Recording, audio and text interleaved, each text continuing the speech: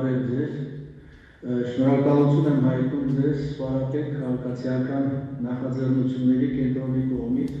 կազմակերպված հերթական փորձագիտական քննարկմանը մասնակցելու համար։ Մեր նախորդ հանդիպմանը մարտի 10-ին մենք քննարկեցինք, թե ինչպես է ապատերեկատվությունը դարձել նոր նորմալ, հատկապես անդրադառնալով Հայաստանի համար ձեռնարկող ռազմավարական կողմնորոշումների և ընտրանիքների ճաշկերից։ Ցավալի է, բայց հաճախ քաղաքական կոչվող ուժերը տարիներ շարունակ ելնելով իրենց նեղ խմբակային շահերից մոդորեցրել և մանիպուլացրել այդ ամրությունը։ Այսօր անդրադառնում ենք ևս մեկ բախտորոշ նշանակություն ունեցող թեմայի։ Վերջին շրջանում այդ թեման հաճախ է օգտագործվել որպես քարոզչության գործիք հայությանը ճնշելու, վախեցնելու, մոլորեցնելու և նրա ինքնագիտակցությանը խաթարելու նպատակով։ Խոսքը այն նպատակային գործերի մասին է, որոնք ուղղված են հայկական պատմամշակութային ժառանգությունը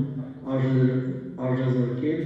ու աղավաղել, այսպիսով փորձելով վերացնել ազգային շարունակականության ամենակարևոր երաշխիքներից մեկը և քողարկված կեղծ խաղաղության օրակարգի ներքո վտանգել մեր երկրի ինքնիշխանությունն ու անկախությունը։ Պատմությունից, լեզվից և մշակույթից կտրված ժողովուրդը կորցնում է իր գենետիկ ինքնությունը և դառնում է խիստ խոցելի, թե ներսից այլասերվելու և քայքայվելու, և թե դրսից կառավարվելու տեսանկյունից։ Հայկականությունը բնութագրող առանձնահատկությունները ոչ թե անցյալի հուշարձաններ են, այլ հայ մարդու կենսականության, լիարժեք ապրելու և առավելագույնս արտահայտվելու հենարան։ Հայությունը կարողացել է վերապրել դարերի հալածանքները, ցեղասպանությունը և հայրենազրկումը, այդ թվում շնորհիվ իր հավատարմությանը մշակույթին, լեզվին և դավանանքին։ Մեր մեծերը կարողացել են պահպանել հայ ազգի ինքնությունը նույնիսկ ամենադժնդակ և ծանր ժամանակներում։ Աշխարհում կան բազմաթիվ օրինակներ, երբ ինքնության հենքով դիմակայությունը մարտահրավերներին փրկել է տարբեր ազգերին ոչնչացումից։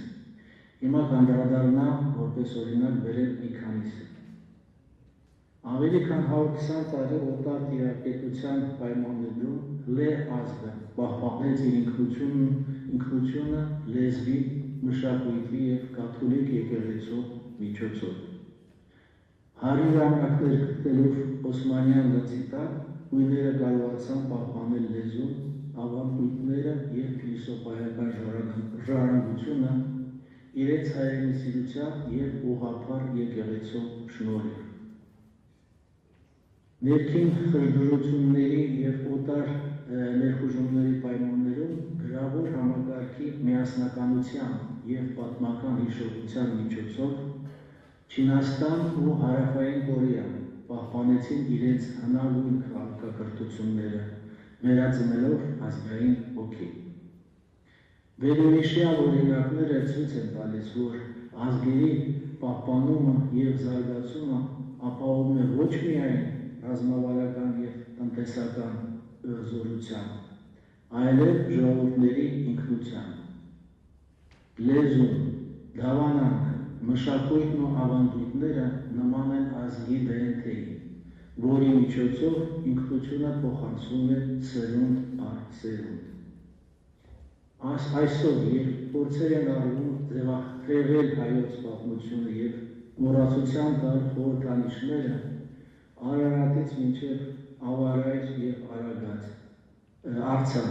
ինչպես նաև ուրանալ հայոց ցեղասպանության միջազգային ճանաչման և դրանից բխող պահանջատիրության հարցից, դրանք խարխլում են մեր ժողովրդի հիմնասյուները։ Սա պարզապես վատ կառավարում չէ։ Սա գոյաբանական վտանգ է մեր ապագայի և գալիք սերունդների համար։ Մեր այսօրվա առաջին բանախոսը պրոֆեսոր Աշոտ Ոսկանյանը քննարկի այս միտումների խորքային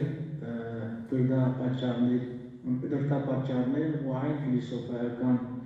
ազդեցությունը, որ ունեն ինքնության խաթարմանը